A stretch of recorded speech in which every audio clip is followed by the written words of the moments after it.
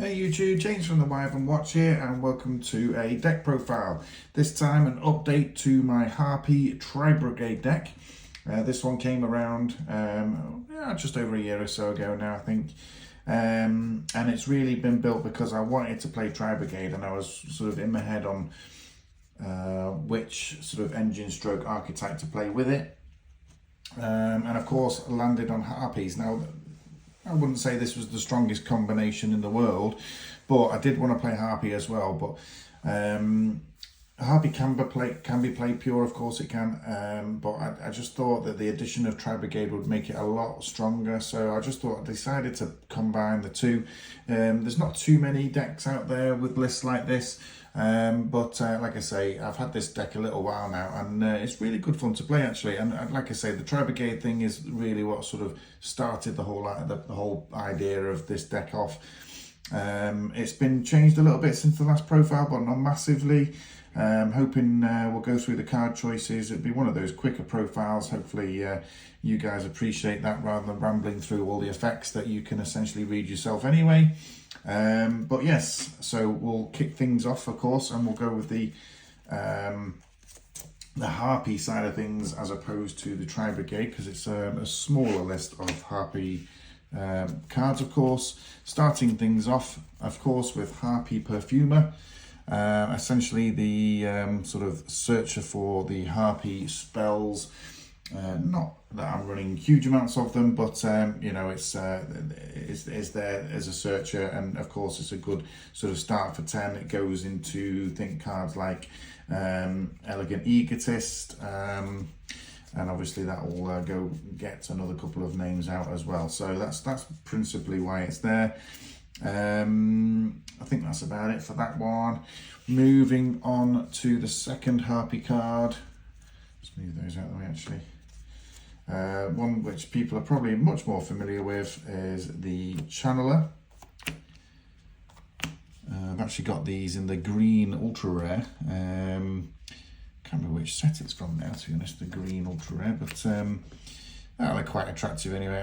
I can't stretch to the ultimate rares, to be honest with you, and finding them in good condition is also quite difficult. But the Channelers are there, of course. You know, they all sort of tie into each other. They all sum themselves out, go to each other's cards in terms of the Harpy stuff, that is. So no reason not to continue to play that. And we've also got two Harpy Lady Wands, which of course is the Elegant Egotist target. So you know, that's why they're in there, two of those. And the last sort of main deck Harpy monster is of course the newer guy, which is Harpy's Pet Dragon Fearsome Fire Blast. Really like the artwork on this one. It's a little bit better than the previous Pet Dragon, of course, and definitely wanted to incorporate it into this build just for, if nothing else, a little bit of nostalgia.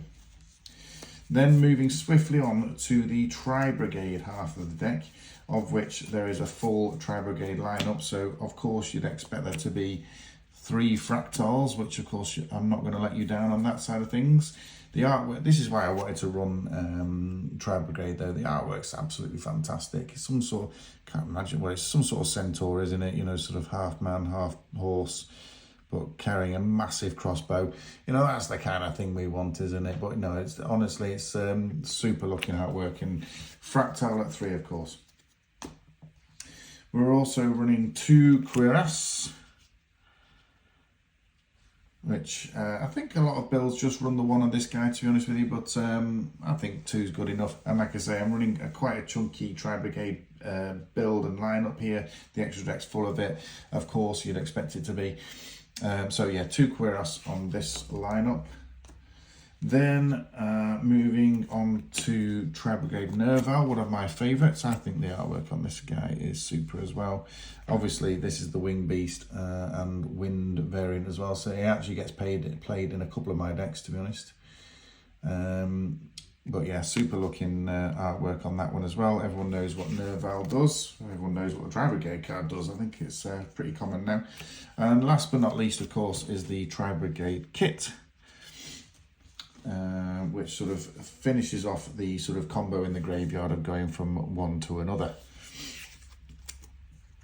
So that's it for main deck monsters. Onto the spells. So obviously, to go for Fractile as quickly as possible, we've got the 5 aforementioned Tankies. You know, this card I don't know how many decks I use it in now, but it's a fair few. But obviously it belongs in its own deck of Fire Fists deck, which I have also. I think I run the same variant actually, the Fist of the Gadget secret rare in that one as well. But I have longed for an ultimate play set, but again, a little bit on the pricey side and difficult to find a decent quality one. On to sort of Harpy stuff, we've got Hysteric Sign as well at 3. Absolutely nuts card when this goes off. Can gain you a lot of advantage towards the end of the turn. And when I read the card, first of all, I thought absolutely that's got to go in. But then when you look at the artwork, it's absolutely stunning. I really like the card actually. This is what this channel is all about. It's not how powerful your deck is. It's building a list that you actually like the look of. You know, aesthetics is a lot. You know, plays a lot in this game. Not just how good the list is, how good it's going to be across the table at some of these big tournaments. It's not all that. It's not that for everybody, I should say. If you know what I mean. Okay, spoken about it a couple of times. We've still got the 2 Elegant Egotists. This is actually a speed duel copy.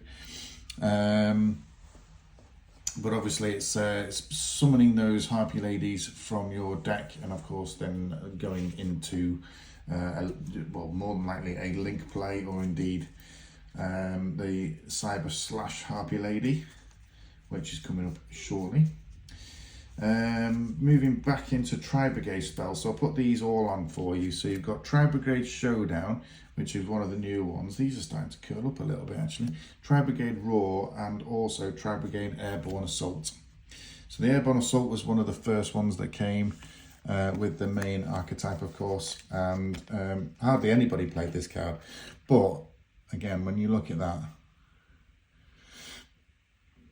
it reminds me actually of the Dogmatica cards a little bit, that artwork. It's a little bit similar to them, so that might be the Fleur de Lis guy, Dogmatica Fleur de Lis, which that deck has also been built on this channel, so feel free to go and look the list up. But those are the sort of 6 Tri-Brigade spells I'm looking. I wanted to play. These are the newer ones, of course. Showdown, I think, being the newest. So I'm just trying to bend these cards a little bit to make them a bit flatter. It's very cold here at the moment, so a lot of my cards are starting to curl up, which is a little bit unfortunate. There's not a lot I can do about it though, because I'm in the loft at the moment, and obviously there's not permanent heating up here.